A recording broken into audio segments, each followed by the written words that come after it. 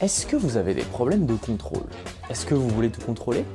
Car dans ce cas, j'ai une solution idéale pour vous. Lancez une fusée! Lors d'un lancement, vous ne pouvez rien contrôler. Et c'est également vrai pour les professionnels. Tout se passe si vite que c'est inutile d'avoir un humain dans la boucle.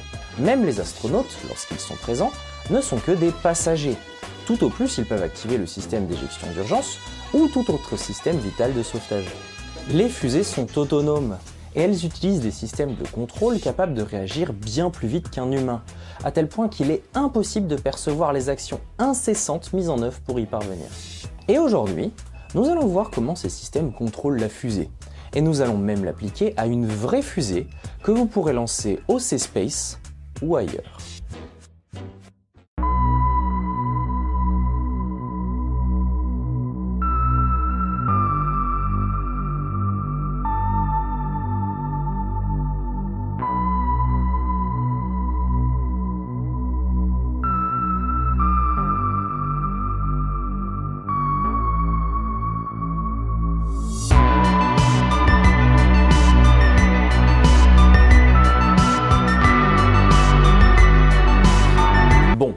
Avant d'entrer dans le vif du sujet, revenons à des choses simples.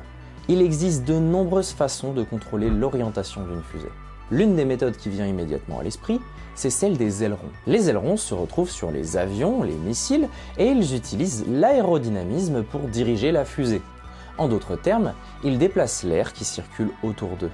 Mais il existe aussi, principalement sur les grandes fusées et les avions de chasse, ce que l'on appelle la poussée vectorielle. Cela signifie que le moteur s'incline pour exercer une force d'une manière spécifique, ce qui entraîne la rotation de la fusée.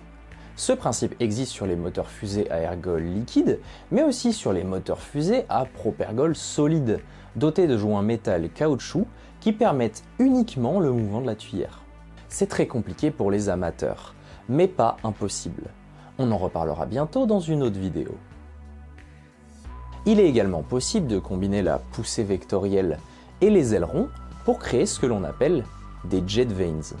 En fait, ce sont des ailettes à l'intérieur de la tuyère du moteur. C'est une solution très métal, et elle était déjà utilisée sur les moteurs V2. C'est donc pas une nouveauté. Mais tout ce dont nous venons de parler ne peut être utilisé que pour des fusées de faible à moyenne puissance. Car si votre système tombe en panne, se bloque ou dysfonctionne, eh bien votre fusée, elle devient instable. Et les fusées instables ne sont pas autorisées, à l'exception des fusées de faible à moyenne puissance. Dans cette vidéo, on va parler des systèmes que vous pouvez utiliser de manière raisonnable, même sur des fusées haute puissance. Bon, d'abord j'ai un peu menti, on peut utiliser des ailerons, mais seulement pour contrôler le roulis. Le roulis, c'est la rotation de la fusée sur elle-même, et les règles du C-Space, la campagne nationale française de lancement, sont très claires. Votre système ne doit pouvoir contrôler mécaniquement rien d'autre que le roulis. Vous pouvez donc relier tous les ailerons entre eux, ou plus simplement, utiliser une seule surface de contrôle sur un aileron. Mais vous avez aussi une solution encore plus simple, un volant d'inertie. Le fonctionnement d'un volant d'inertie est plutôt contre-intuitif. Si vous tenez dans votre main un moteur qui fait tourner une masse à une certaine vitesse, il ne se passe rien. Le volant d'inertie tourne à une vitesse constante et continuera de tourner, et cela n'aura aucune incidence. Pour ressentir quoi que ce soit, il faut l'accélérer ou le freiner. Vous sentirez alors une force dans votre main. C'est l'action du volant d'inertie, et elle est souvent mal comprise, car c'est la variation de la vitesse du volant d'inertie qui applique une force. Donc c'est l'accélération du moteur qui a un effet. Donc si vous avez une fusée qui tourne sur son axe de roulis et que vous voulez l'arrêter, le volant d'inertie va démarrer et accélérer jusqu'à ce que la fusée s'arrête de tourner. Et le volant d'inertie tournera alors à une vitesse constante. Si la fusée elle-même possède un aileron légèrement tordu, eh bien l'énergie du roulis augmentera toujours avec le temps. Et le volant d'inertie est donc forcé d'accélérer et continuera d'accélérer pour empêcher le roulis. Un volant d'inertie ne fonctionne donc pas très longtemps, et il faut une bonne masse et un bon moteur pour disposer d'une énergie suffisante. Sinon le moteur sera saturé très rapidement. Car à un certain moment, le moteur atteint sa vitesse maximale et ne peut plus accélérer. Il existe aussi un cousin du volant d'inertie qui ne présente pas ce problème de saturation. Lorsqu'on fait tourner un gyroscope sur son axe, il tente à rester dans la même position. La question est donc la suivante. Si je prends ce gyroscope et que j'y ajoute un moteur pour qu'il tourne toujours à la même vitesse, puis-je m'agripper à lui pour tourner autour de lui? Voilà le principe.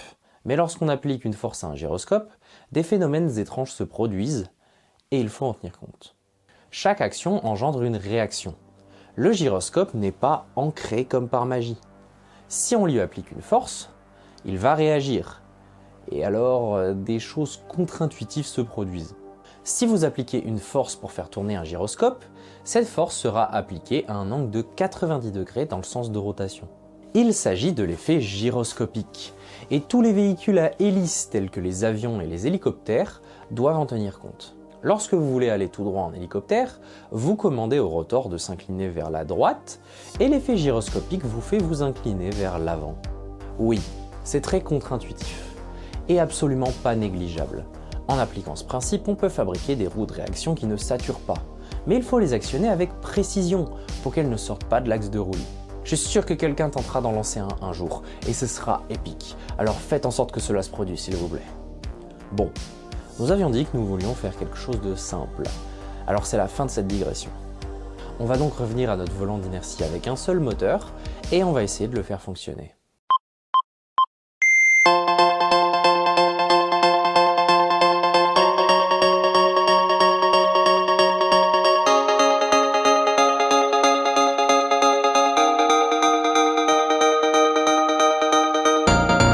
Il nous faut d'abord un volant d'inertie. Je vous recommande d'usiner un tube épais en acier ou en acier inoxydable à l'aide d'un tour à métaux. Vous pouvez aussi le faire fabriquer sur mesure, notamment sur des sites comme JLC CNC. D'ailleurs, pendant que je faisais le montage de cette nouvelle version de la vidéo, JLC m'a contacté pour me proposer un partenariat. J'en parlerai plus longuement dans ma prochaine vidéo, mais si vous voulez faire des pièces en usinage, en impression 3D métal et des circuits imprimés, c'est clairement la référence JLC aujourd'hui. Et si vous passez par mon lien en description, vous pourrez obtenir un coupon de 123 $ pour les nouveaux clients. Ça fait environ 106 €. Vous pourrez aussi profiter d'une offre spéciale, un coupon de 16 $, soit 13 € pour les PCB Premium à 6 couches. N'oubliez pas, le lien est en description et on retourne à la vidéo. Petit conseil, plus votre fusée est fine, plus son moment d'inertie est faible. Inversement, plus votre volant d'inertie est large et lourd, plus son moment d'inertie est élevé. L'idéal est que le volant d'inertie possède un maximum d'énergie par rapport à votre fusée. Et c'est pour cette raison que Bellissama était un javelot. Ensuite, nous utiliserons des moteurs brushless, des moteurs fonctionnant avec 3 câbles, comme les moteurs de drone. Je recommande d'acheter des moteurs conçus pour les robots, qui offrent généralement un couple plus élevé et possèdent un trou central. Ce trou permet le passage des câbles et assure donc un diamètre maximal à l'intérieur de votre fusée. Vous vous demandez sans doute pourquoi le moteur a été placé sous le volant d'inertie. La principale raison de ce choix est de limiter le risque que, lors du décollage, le volant d'inertie très lourd ne se détache ou ne bloque le moteur. On peut donc alors utiliser un roulement à billes en haut du volant et le laisser monter sur une liaison coulissante. Ainsi, même si le volant se déplace légèrement verticalement, son fonctionnement n'en sera pas affecté. On va raccorder les 3 câbles des 3 phases à un contrôleur de vitesse électronique, aussi appelé ESC, en veillant à ne pas inverser les phases. Fixez solidement les câbles pour éviter qu'ils n'endommagent les pattes du moteur. Un ESC, ou un contrôleur de vitesse électronique, est un composant qui permet de contrôler le moteur par une commande de vitesse envoyée par notre microcontrôleur, via du PWM. Nous avions déjà parlé du PWM dans cette vidéo, mais pour faire simple. Il s'agit d'une méthode permettant de contrôler les servomoteurs en envoyant des impulsions de différentes durées en fonction de la commande que vous souhaitez envoyer. Il vous faudra également des contrôleurs de vitesse électronique bidirectionnels, capables d'avancer et de reculer. On en trouve facilement dans le modélisme naval, de plus ils sont assez puissants. En résumé, 4 câbles sortent de ce contrôleur de vitesse électronique. 2 pour alimenter le SC à sa propre batterie. Oui, car ce système consomme beaucoup d'énergie et très rapidement. Je vous conseille donc d'utiliser des câbles robustes et une batterie capable de fournir un courant important. Nous avions utilisé une batterie LiPo à 4 cellules, donc avec un système de gestion de batterie associé et conçu pour ce courant élevé, à plus de 130 C. Le C représente la capacité de la batterie à fournir un courant élevé sans se détériorer. Entre votre batterie et votre contrôleur de vitesse électronique, je recommande d'installer un interrupteur pour empêcher le volant d'inertie de s'activer lorsque vous ne le souhaitez pas. Oui, car le volant d'inertie peut très facilement vous blesser gravement. De l'autre côté, on le connecte à un port PWM de la Teensy 4.0 et on s'assure de connecter la masse de l'ESC à la masse de la Teensy, sinon le signal PWM ne fonctionnera pas. Vous devez connecter la batterie du volant d'inertie à un port analogique de la Teensy pour surveiller son niveau de charge. Utilisez un pont diviseur de tension pour abaisser la tension en dessous de 3,3 volts. Sinon, vous risquez d'endommager votre microcontrôleur. De plus, prenez des bonnes marges. La Teensy est très sensible. Vous vous demandez certainement, pourquoi une Teensy? Eh bien parce que la Teensy possède une vitesse de calcul absolument incroyable. Et aussi parce qu'on peut y utiliser des RTOS. RTOS signifie Real Time Operating System, ou système d'exploitation temps réel. Cela signifie que la Teensy s'exécute toujours à la même vitesse. Vos actions se dérouleront toujours au même instant, et ceci est très important. Nous avons utilisé ChibiOS pour Teensy 4.0. De plus, si vous souhaitez utiliser une carte SD, vous devez suivre l'exemple qui utilise des cartes SD. En effet, il est extrêmement difficile de faire fonctionner une carte SD avec un RTOS. Et j'en ai déjà parlé dans cette vidéo. On commence à construire un petit univers vidéoludique, c'est plutôt pas mal. Enfin, la Teensy est connectée à un gyromètre, comme par exemple un MPU 6050 ou un MPU 9250, et non à un gyroscope, car ce ne sont pas des gyroscopes. Ce qu'ils mesurent réellement, c'est la vitesse de rotation, et non la position, comme je l'ai déjà dit dans cette vidéo. Et enfin, avec la batterie de la Teensy, toute la chaîne est représentée ici. Nous pouvons donc maintenant modéliser et simuler l'ensemble de ce système.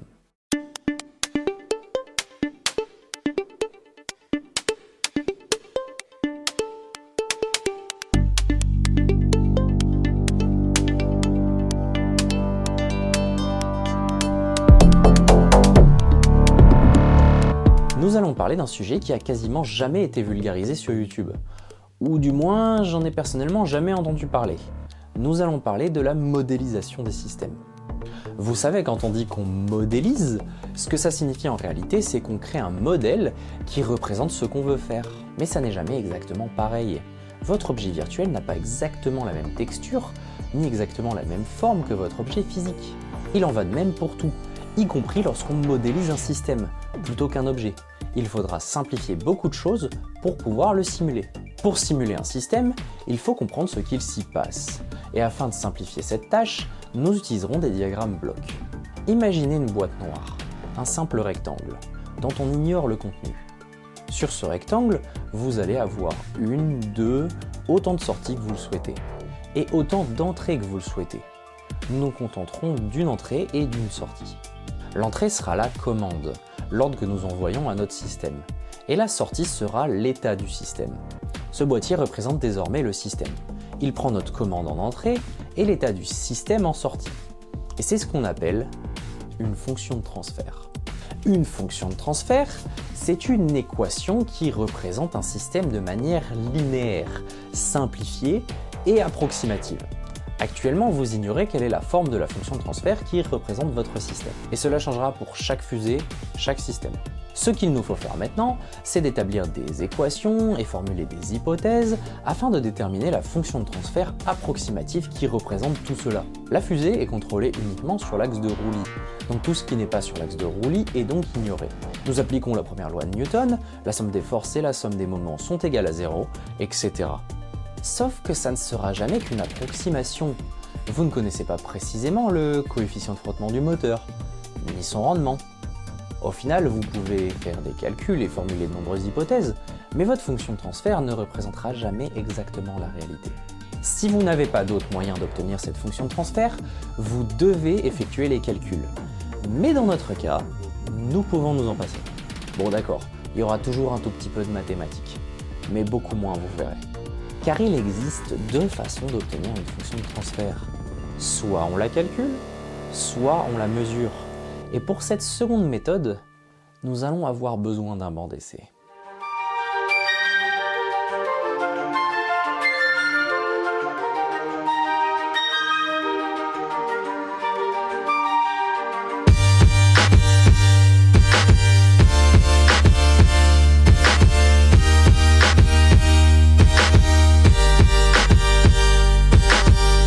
En ce qui concerne les bancs d'essai, il en existe deux types. Les bancs d'essai pour les personnes disposant de ressources excessives et les bancs d'essai des amateurs. Ici, nous sommes au niveau amateur plus, car le nôtre est principalement quelques ficelles, impression 3D en PLA et roulement à bille. Et enfin, une cage d'escalier. Donc rien d'extravagant. Notre stand nous a coûté moins de 30 €. Voici la procédure de test. On emboîte plusieurs étages de roulement à billes les uns dans les autres afin de minimiser les frottements lors de la rotation. On fixe la fusée à la base de ces étages de roulement de manière à ce qu'elle soit suspendue en dessous. Et on fixe le sommet de ces étages de roulement à une cage d'escalier afin que tout soit suspendu et que la fusée ne touche pas le sol. C'est tout ce dont vous avez besoin. Au fait, j'ai un conseil très important à vous donner. Assurez-vous que les ports de programmation et la carte SD soient accessibles de l'extérieur de votre fusée sans avoir à tout démonter. On n'avait pas du tout prévu cela, et à chaque fois que nous devions changer de programme ou récupérer la carte SD, nous devions tout démonter et tout remonter d'une seule traite. Et c'est vite devenu très frustrant. Maintenant, vous devez vous dire, parfait, on a installé notre banc d'essai. Mais comment cela va-t-il nous aider à calculer notre fonction de transfert ? Pour ce faire, nous allons injecter une commande à l'aveugle dans notre système de roulis et observer comment réagit l'ensemble du système fusée. Mais ça, on va devoir en parler dans la prochaine partie.